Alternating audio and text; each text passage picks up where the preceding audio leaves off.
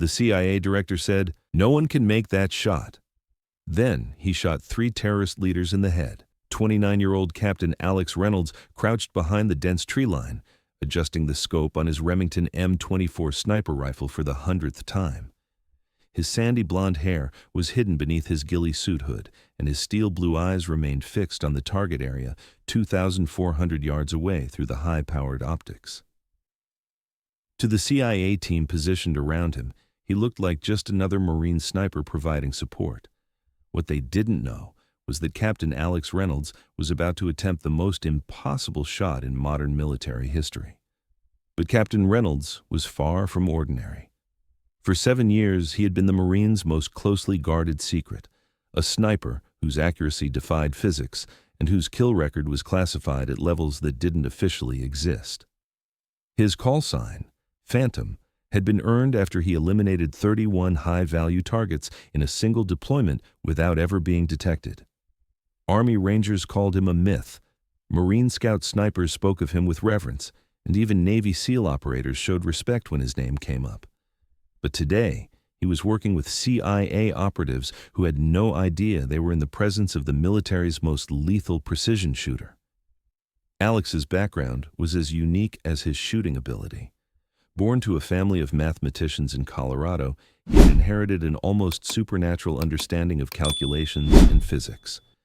His father, Dr. Thomas Reynolds, was a ballistics expert who worked on advanced military systems, while his mother, Professor Elizabeth Reynolds, taught advanced mathematics at Colorado State University.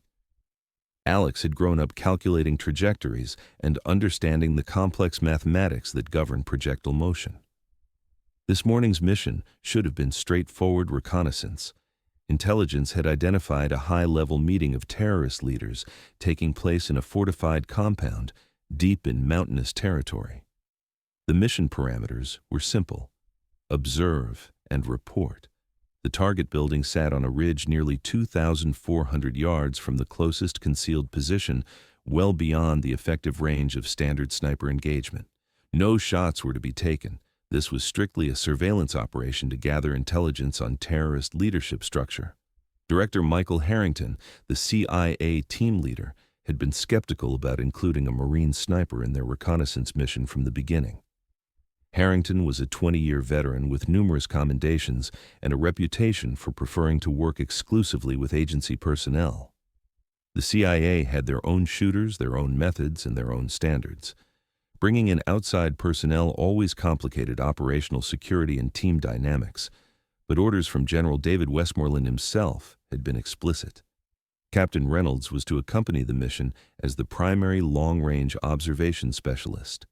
His personnel file, what little Harrington had been allowed to see, showed standard Marine sniper qualifications and routine deployments, nothing that explained why a 4-star general would personally assign a Marine captain to a classified CIA reconnaissance operation. "Reynolds," Director Harrington called out, keeping his voice low as he moved to his position. "What's your assessment of the target area?" Alex continued studying the compound through his scope, noting defensive positions, guard rotations, and structural weaknesses with the methodical precision of someone who had done this hundreds of times before. 3 primary buildings. Main structure appears to be the meeting location. Heavy security presence. Approximately 18 hostiles visible on perimeter patrol patterns. Any sign of the high-value targets we're supposed to identify? Negative on visual confirmation of specific individuals, but thermal imaging suggests multiple heat signatures concentrated in the primary building's upper floor. Meeting is definitely in progress. I estimate 10 to 12 personnel inside. Director Harrington nodded and moved to coordinate with his team's forward observer. The CIA unit consisted of 6 operatives, all veterans of multiple clandestine operations in the Middle East, Africa, and classified operations in other theaters. They had been observing the compound for 4 hours, documenting personnel movements, communication patterns, and security protocols. Suddenly, the radio crackled with an encrypted transmission from CIA headquarters. The message was brief, but its implications were enormous. 3 terrorist leaders had been positively identified inside the compound, men responsible for coordinating attacks that had killed hundreds of Americans and allies. Harrington's expression shifted immediately from routine surveillance mode to high-stakes tactical assessment. 3 terrorist leaders represented targets of enormous strategic value. Their simultaneous elimination could cripple the terrorist command structure, disrupt coordination between multiple cells, and potentially end organized attacks throughout the entire region. "What's Langley's directive?" Reynolds asked, knowing that the answer would fundamentally change their mission parameters. "They're requesting immediate assessment of elimination possibilities. If we can take them out simultaneously, we have full authorization to proceed. Priority Alpha clearance." Harrington looked through his high-powered binoculars at the distant compound, calculating distances and angles with the tactical expertise of 20 years in covert operations. 2,400 yards was far beyond the effective range of any weapon system in their standard loadout. Even the most advanced sniper rifles had maximum effective ranges of 1,500 to 1,800 yards under perfect conditions.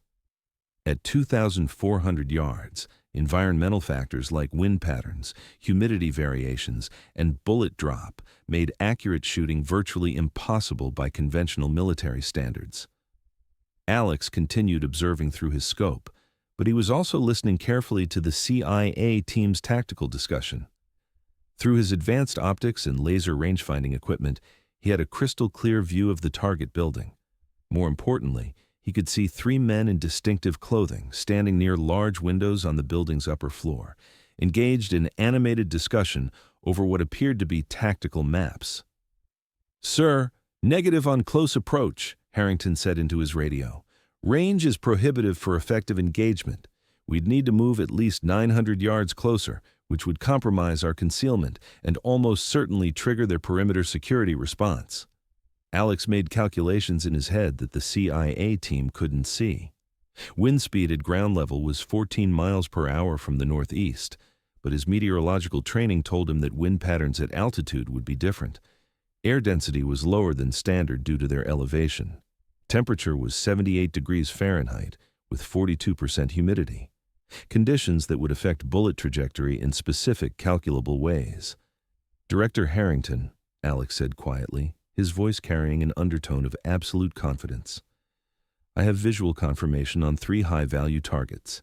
Terrorist leaders, upper floor, southeast-facing windows, range 2,392 yards. Harrington crawled over to his position and looked through his own spotting scope, squinting to make out the distant figures. "I see them.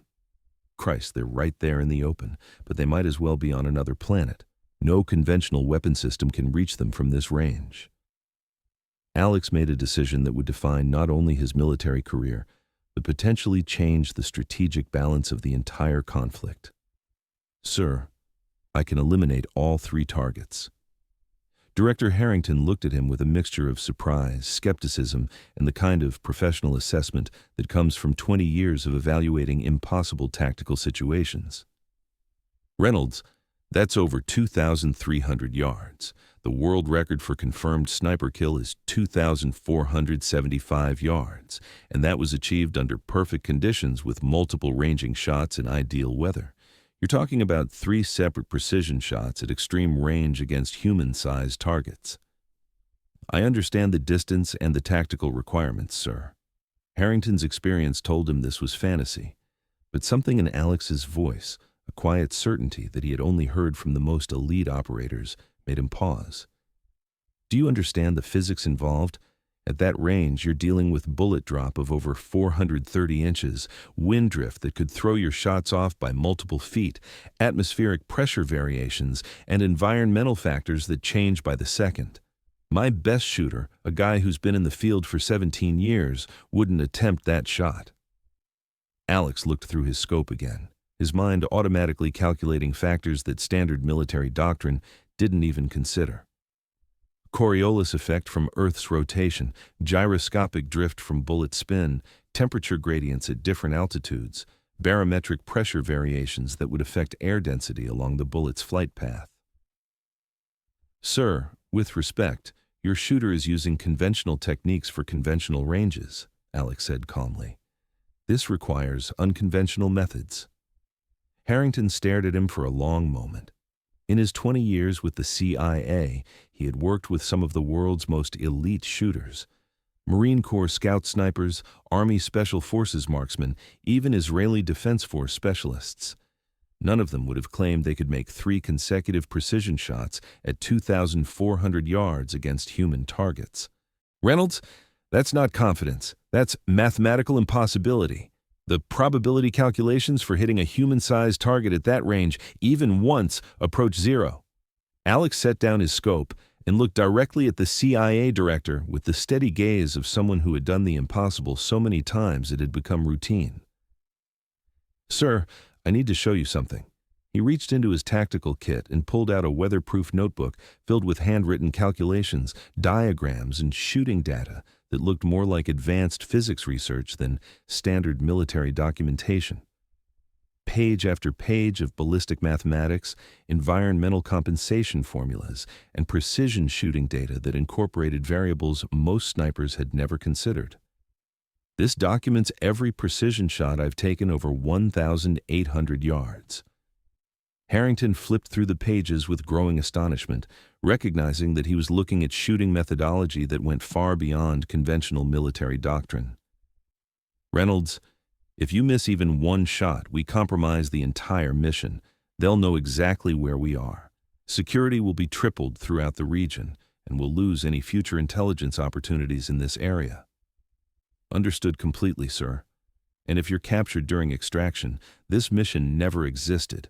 No backup, no official recognition, no government acknowledgement." "Copy that, sir." Harrington made a decision that went against every tactical manual, 20 years of CIA experience, and basic common sense about the limitations of small arms effectiveness. Take the shots. Alex immediately began his pre-engagement routine, a precisely choreographed ritual he had perfected over hundreds of extreme range eliminations. Environmental assessment came first. Wind speed was 14 miles per hour from the northeast at ground level, but his training in meteorology told him that wind patterns would be significantly different at the 150-foot altitude differential between his position and the target. Air temperature was 78 degrees Fahrenheit, humidity 42%, atmospheric pressure 27.88 inches of mercury, lower than sea level standard due to elevation, which would affect bullet trajectory in measurable ways. He made microscopic adjustments to his scope's elevation and windage turrets, incorporating calculations that accounted for the Coriolis effect at extreme range. At 2,000-plus yards, the Earth's rotation would actually influence bullet flight path by several inches, a factor that most snipers never needed to consider. Through his scope, Alex could see all 3 targets with crystal clarity. Mohammed al-Zahir, the terrorist network's operations commander and architect of multiple bombings against Western targets. Khalid ibn Rashid, head of logistics and supply operations, whose elimination would cripple terrorist material support. Faisal al-Maktoum, the intelligence chief, whose death would blind terrorist communication networks and coordination capabilities. All 3 men were standing near the windows, engaged in animated discussion over what appeared to be attack plans spread across a large table. They had no concept that 2,392 yards away, one of the world's most lethal precision shooters was calculating their elimination with mathematical certainty. Alex's breathing slowed to the controlled rhythm he had mastered through thousands of hours of advanced training. His heart rate dropped to the minimal level that eliminated even microscopic movements from affecting his aim. This was the physiological state that only the most elite shooters ever achieved, a condition where physics, instinct, and training merged into something approaching supernatural accuracy. The CIA team watched in fascination and disbelief as Alex made final micro-adjustments to his rifle system. Director Harrington was tracking the targets through his spotting scope, while Agent Sullivan maintained communication with CIA command. The other operatives maintained security perimeters and monitored for enemy patrol activity. Range 2,392 yards. Alex whispered into his tactical radio. 3 high-value targets, southeast windows, upper floor. Atmospheric conditions optimal, engaging in 15 seconds. Alex aligned his crosshairs on the first target, Al-Zahir, standing closest to the leftmost window. He calculated the precise holdover required for bullet drop at that extreme range, compensated for wind drift based on his meteorological assessment, and adjusted for the slight downward angle of the shot. His finger found the trigger with the gentle, consistent pressure that separated amateur shooters from lethal professionals. The Remington's trigger had a clean, crisp break that he had tested thousands of times. Alex exhaled exactly half his breath and held it, reaching the moment of perfect physiological stillness that made impossible shots achievable. The rifle fired with tremendous force, the .308 caliber muzzle blast creating a signature that would be heard for miles. The massive bullet left the muzzle at 2,820 feet per second, beginning a 2.7-second journey that would cover 2,392 yards, while dropping over 440 inches and drifting 22 inches due to calculated wind conditions and Coriolis effect. Through his scope, Alex tracked the bullet's impact with professional detachment and immediately shifted to acquire the second target. Ibn Rashid had instinctively turned toward the sound of his colleague's body hitting the floor, presenting a perfect profile for precision shooting. Alex's second shot fired before the other leaders could fully process what was happening to them. The bullet struck Ibn Rashid in the head with surgical precision, and Alex was already acquiring his third and most challenging target. Al-Maktoum was beginning to move toward cover, realizing that they were under sniper attack, but he was still partially visible through the window frame. Alex's third shot was the most technically difficult, a moving target at extreme range requiring predictive shooting that combined mathematics, physics, and intuition. He led the target by exactly the calculated amount, compensating for his movement speed, direction, and the bullet's flight time. The shot found its mark with deadly precision. 3 shots, 3 confirmed kills. Total elapsed time, 13.7 seconds. Director Harrington watched through his spotting scope in complete stunned silence. All 3 terrorist leaders were down. Confirmed kills at a range that violated everything he understood about the limitations of small arms, effectiveness, and human shooting capability. "Holy shit," whispered Agent Sullivan, his voice filled with awe. "He actually did it. 3 for 3. Alex was already breaking down his shooting position with the efficient movements of someone who had done this many times before. Enemy security forces would respond within minutes, and their position would be completely compromised. "Confirmed elimination of all 3 high-value targets," Alex reported calmly into his radio. "Recommend immediate tactical withdrawal to Extraction Point Bravo." Director Harrington was still processing what he had just witnessed. In his 20 years of covert operations, he had never seen shooting that defied the basic laws of physics and probability theory. "Reynolds? How the hell did you make those shots?" Alex smiled as he secured his rifle in its tactical case. "Physics, sir. Applied mathematics and a lot of practice." The CIA team began their extraction route, moving quickly through terrain that would mask their withdrawal from the target area. Behind them, the terrorist compound was erupting in chaos as security forces discovered the bodies of their 3 most senior leaders. As they moved through the forested hills toward their extraction point, Director Harrington caught up with Alex during a brief tactical halt. "Reynolds, I need to know who you really are. That shooting was impossible, and you made it look routine."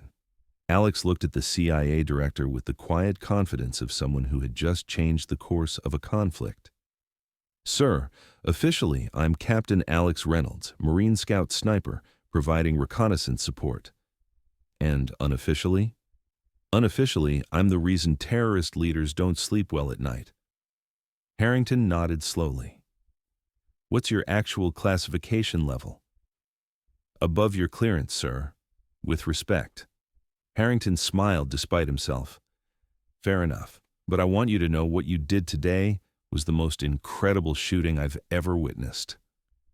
"Thank you, sir." "One more question. What's your actual longest confirmed kill?" Alex considered the question carefully. "Sir, that information is classified, but let's just say that today wasn't my personal record." 4 months later, intelligence reports confirmed that the elimination of the 3 terrorist leaders had completely collapsed organized attacks in the region. Without their strategic leadership, terrorist forces had fragmented into ineffective local groups that posed no significant threat to Western operations. Captain Alex Reynolds received no official recognition for his achievement. His personnel file still listed him as a routine Marine sniper with standard qualifications, but in the classified archives of Joint Special Operations Command, his 3 shots were recorded as the most strategically significant sniper engagement in modern military history. Director Harrington was promoted to Deputy Director of Operations and assigned to lead CIA field team development programs. He never forgot the day he watched an impossible shot become routine, and he made sure that future CIA shooters trained for engagements beyond the theoretical limits of their weapons. Alex continued his classified assignments, taking shots that officially never happened against targets whose elimination changed the balance of conflicts around the world. His call sign, Phantom, became legend among those with clearance to know the truth. Years later, when military historians studied the turning points of the conflict, they identified the collapse of terrorist leadership structure as the decisive moment. 3 deaths, 3 bullets, 3 impossible shots that had changed the course of a war, but the official record would always show that no shots were fired that day. It was, after all, strictly a reconnaissance mission. The CIA director had said no one could make that shot. Alex Reynolds had proven that some people aren't no one. They're the reason impossible becomes inevitable. And sometimes that's exactly what changes the world. Thanks for watching. If you like this video, you can subscribe to see more incredible stories like this.